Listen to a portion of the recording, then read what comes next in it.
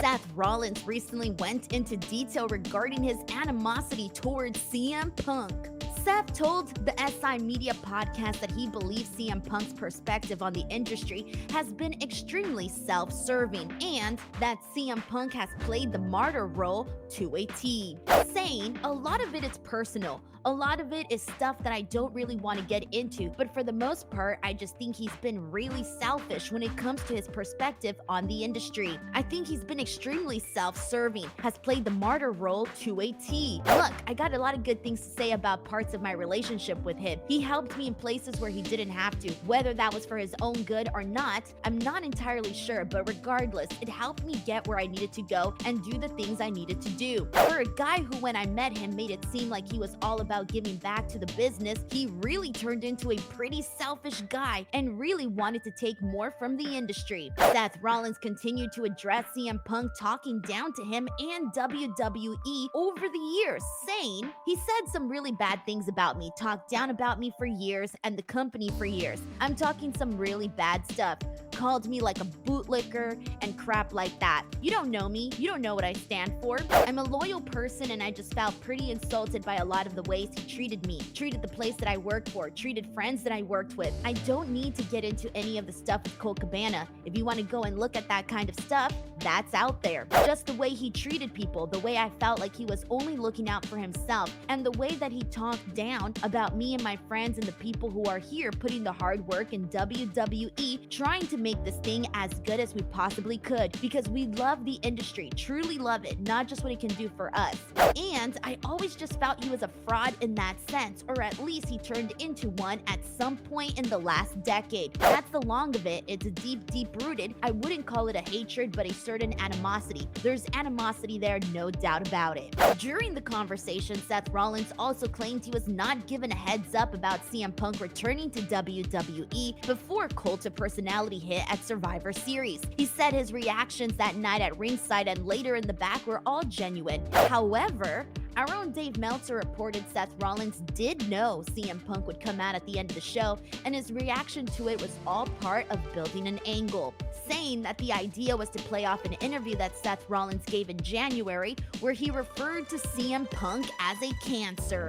Additionally, CM Punk will make his return to Raw next week. Although CM Punk didn't appear during Monday's Raw, it was announced that CM Punk would be appearing on both Friday Night SmackDown and next week's Raw in Cleveland, Ohio. Announcers pushed that he was a free agent, and both Raw and SmackDown were looking to sign him exclusively to their brand. In a segment backstage, Raw GM Adam Pearce told Seth Rollins that CM Punk was coming next week, and he is intent on signing CM Punk to Raw. Seth Rollins told Pearce that he didn't care, telling Pearce to do whatever he needed to do. On to our next story. Sami Zayn may be taking some time off from WWE events.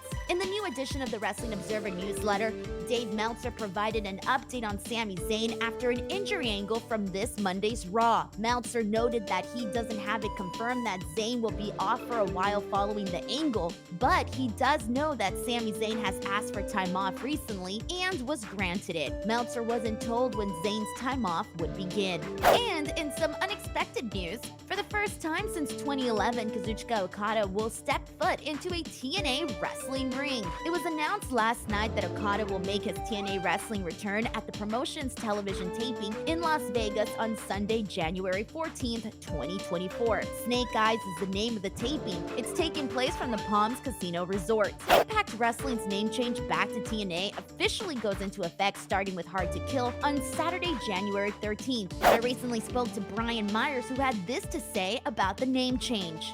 I was hyped, man, especially being there live in Chicago for the announcement. It was like a real goosebump moment, and I think we all were under the impression that it would just get drowned out with CM Punk chants or something, that the crowd wouldn't get what was going on, but they were with it and super excited, and the excitement hasn't stopped. Everywhere we've gone, an entire UK tour, Mexico, the TNA chants haven't stopped. People stop me when I see them and want to talk about it, and they're thrilled. I love saying that I'm a TNA wrestling star. The feedback's been unbelievably 100% positive across the board. So people are just excited, and I think it's just such a great step and a huge step and a big leap for the company of for everything.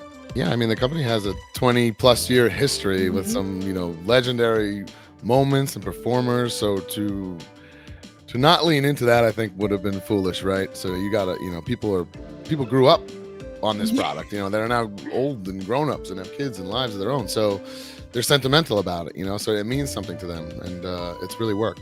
Will Ospreay has also been announced for Snake Eyes. Ospreay, who has signed a multi-year deal with AEW, is still under contract with New Japan Pro Wrestling until February 2024. Okada's New Japan Pro Wrestling contract is also set to expire at the end of January. Sports Illustrated reported earlier this week that Okada is seriously entertaining the idea of signing with a promotion other than New Japan Pro Wrestling, which would mean WWE or AEW. And ahead of NXT Deadline, I spoke to Kelani Jordan and Trick Williams, who will both be taking part in their respective Iron Survivor challenges. Take a look.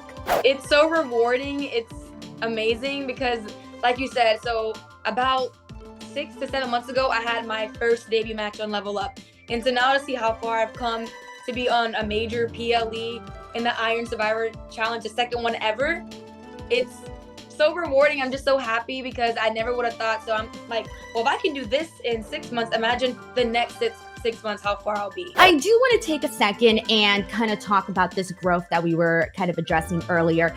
And I want to ask, what attributed that for you to go from really just where you were at, which was technically the right-hand man of Carmelo Hayes, and to now shining on your own and getting the reactions that you've gotten. What do you attribute that to? Man, probably a few things, but firstly, this is the vision that I have for myself all along. So, this is what I wanted for myself. I wanted to be a superstar. I wanted to be the guy. Now, with that being said, I was brought into WWE alongside of Carmelo Hayes, which is one of the best NXT superstars to ever do it. And, I'm very fortunate for that. That was my boy. And, with me being so close to him, I got to learn a lot. I get to see how you conduct business, your mindset going into these big matches. You get to see, I got to be in the light, even though it's kind of more of his light, but I didn't have the pressure. So now, being at those big stages, okay, this is what it feels like. Okay, this is what it's about right here. Being able to build connections with the crowd, it was awesome for me. And also it's able to build my hunger, because when you see your boy eating, it makes you want to have some success on your own too. So, that's just what it was, to the point where I had to go to Shawn Michaels myself and say, Shawn, I want the ball. Denise, I played football before I was wrestling, and I played wide receiver. Now, wide receivers are the guys who catch the ball. And if you don't catch the ball, you can't eat.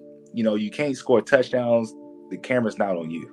So, me being able to go to Shawn Michaels' office and saying, I want the ball, was probably the best thing that I could have ever done, because, he looked me straight in the eye and said, a lot of people come in my office and they say they want the ball, but they're not ready for it. And, we just go from there. And he gave me an opportunity, and thus far, I've been making plays with it.